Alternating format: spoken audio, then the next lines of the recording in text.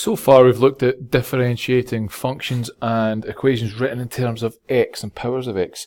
What we're going to delve into today is we're going to start thinking about trigonometric functions, so our sine and our cos, and we're going to start to look at differentiating those and how the derivatives of those come about. Now, in order to do this, we have to first understand what the basic derivative of sine and the basic derivative of cos are. And this is them. The derivative of sine with respect to x is equal to cos x, and the derivative of cos with respect to x is equal to minus sine x. These two trig functions are two key things that we have to be able to remember, recall and use when we need to. So we need to know derivative of sine and derivative of cos when it's needed. Now, in terms of calculating the derivatives, the general way we do it is still the same. If there's a coefficient here, we write that down and then we look at the derivative of this part. Same for both of those. So for example, if I've got y equals 3 sine x and I want to differentiate it with respect to x, I start by writing my dy by dx and I keep my constant in front, my coefficient. So I keep it as 3 and I times it by whatever the derivative is here. So this is sine x, so derivative of sine x is equal to cos x. So it's then 3 times the cos x, that's all there is for this one. So it's then 3 cos x is my derivative for that. Similarly with this one, so y equals 0.5 cos x.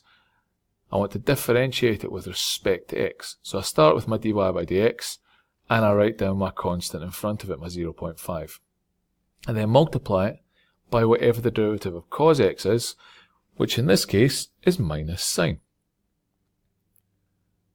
So I then end up with 0.5 times the negative sine x. That simplifies to negative 0.5 sine x. Be very careful of the signs here. Sine goes to cos, which stays positive. Cos goes to minus sine. That goes to the negative, so the sign switches for those. So bear those in mind when you're doing them, especially when it gets to more complex ones. Now these can be involved in any of the differentiation stuff we've done so far. Any of the rates of change, accelerations, the gradients, anything like that. It can all be written in terms of trig functions as well. So for example, find the rate of change of f of x equals sine x minus 2 cos x at x equal to pi over 3. Think back to when we did radians, pi by 3. First thing we do is we calculate our derivative. So f dashed x, derivative of sine, was just cos x. Take away, well, start with this one, it's 2 times the derivative of cos, which is the minus sine x. Then we simplify it before we do anything. So it's cos x, here that stays the same. It's minus 2 times minus sine, your two negatives give you a positive. So it's then plus 2 sine x. So I've got my derivative here now. What I then want to do is, if I'm calculating the rate of change at that point, I do f dashed x when x is equal to pi over 3. So in this case, I do f dashed of pi by 3. And we substitute it in. So we get cos of pi over 3 plus 2 times sine of pi by 3. Now this sort of question very typically comes up in a non-calculator question. So think back to when we did the exact values triangle back in Unit 1. We need to know these. So in the exact values triangle, we imagine we've got one of the angles is pi over 3. This one there, we'll call it pi by 6. And we imagine the numbers in the triangle. So we've got a 1, we've got a root 3, and we've got a 2. And we're able to get the exact values of cos or sine, or even tan of pi over 3 or pi by 6. So exact value of cos of pi over 3, that's equal to a half. The exact value of sine of pi by 3, that's equal to root 3 over 2. So it's 2 times the root 3 over 2. That gives me a half plus root 3. So that there is my final answer for this one. If we had a calculator, we could get what this is as a decimal, but leaving it as a half plus root 3, perfectly fine as it is. Calculating the rate of change at that point is fine. Remember, we need to know these triangles. Go back and have a look at them if you can't remember them. What is the gradient of the curve y equals sine x at x equals pi by 6? Remember, gradient, we mentioned, was a rate of change. So gradient is the way a line changes, the way a line slopes. To get the gradient, we have to remember to take our derivative. So we start by doing dy by dx. Now y is equal to sine x, derivative of sine is simply cos x. What we then want is for the gradient at that point, we want to do dy by dx at the point where x equals pi over 6. So it's going to be cos of pi by 6. Think back to when we did the triangle before, exact values triangle, we get root 3 over 2. So the gradient of my line at that point is root 3 over 2. Working with these simple trig equations, it's actually fairly straightforward. Just have to remember those two derivatives. Derivative of sine is cos, derivative of cos is minus sine. But we can up the ante a little bit and make it slightly more complex functions within the trig functions we're differentiating.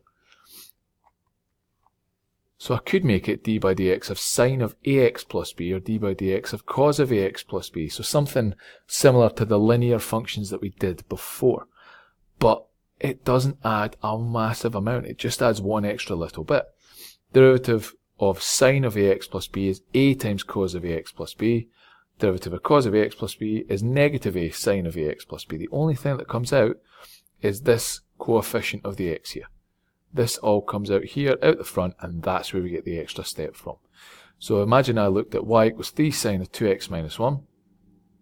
If I wanted to calculate the derivative of that, I'd start by writing down my coefficient, and then taking the derivative here. So derivative of sine is just cos, and the bracket stays the same, so it's 2x minus 1. We then times it by the coefficient here, so it's then times it by 2. And then we simplify the whole lot, so 3 times 2 gives me 6, so it becomes 6 cos of 2x minus 1.